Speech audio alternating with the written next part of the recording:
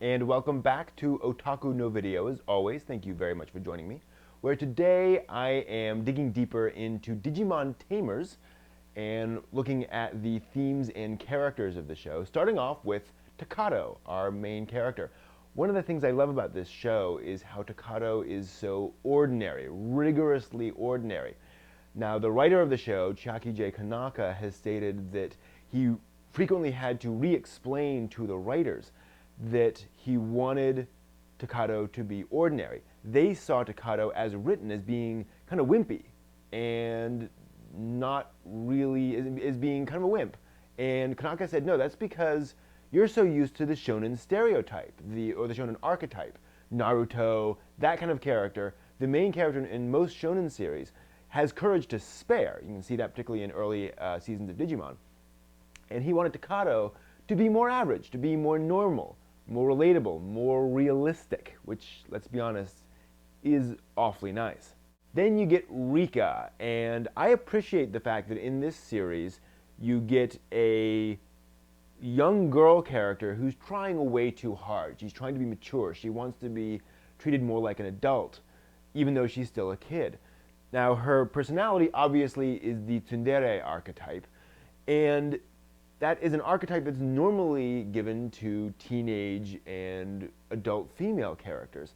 Something that you typically don't see for these young girls, because young girls are often idealized in these anime series. So it's somewhat courageous for the writers of the show to have a character like this, in an age like this, where she is not sweet, frankly. She's a real pain in the butt. Then, of course, there's Henry, who is half Chinese, at least in the Japanese version. Kanaka said that he planned for Henry to be half Chinese, half Japanese, and this is important because apparently, again, according to Kanaka, there's a lot of racism in Japan against non-pureblood Japanese, particularly among kids, I'm sure.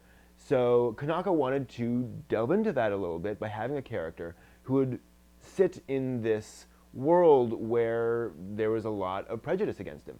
This is one of the reasons why Henry is so standoffish early in the series, because apparently none of the other kids want to be friends with him because he is kind of this half-breed, to be honest.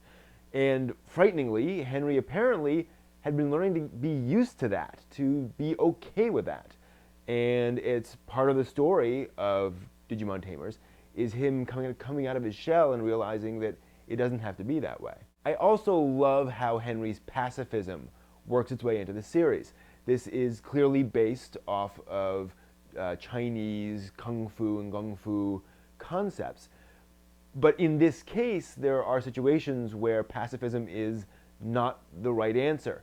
And it's a great example of someone taking a good idea, of a good moral approach, and applying it in every single situation when everything has exceptions. So he's learning those exceptions. He's learning the fact that the world's a complex place, and that there are a lot of things that have to be weighed in every situation. Then there's Jerry. Everyone loves Jerry, who, of course, is not a tamer, but is so enthralled by the whole idea and so excited by the whole idea of these Digimon that she just insists that she must be a tamer.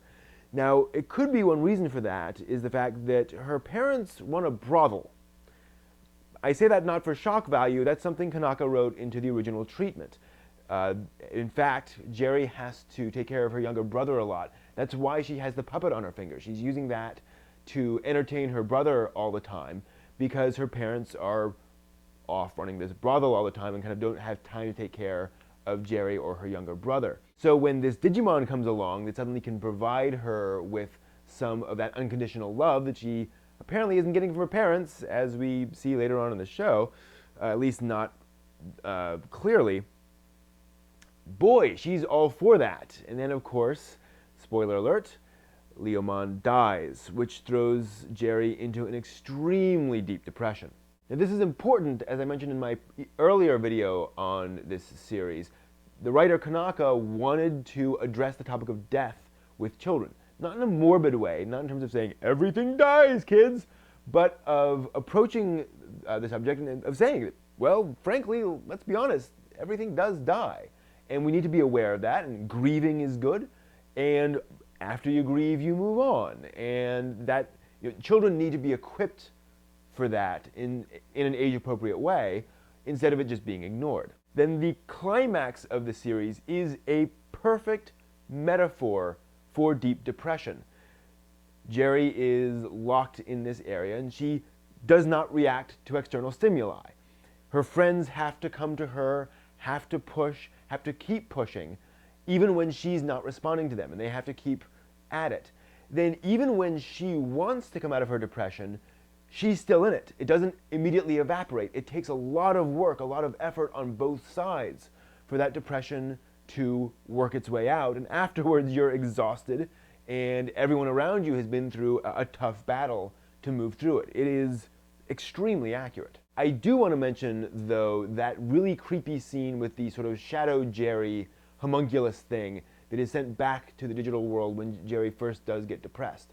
There's that incredibly creepy scene where Takato is escorting her home, basically, and she does that creepy thing where she's reading off the list of ingredients on the box lunch that they have.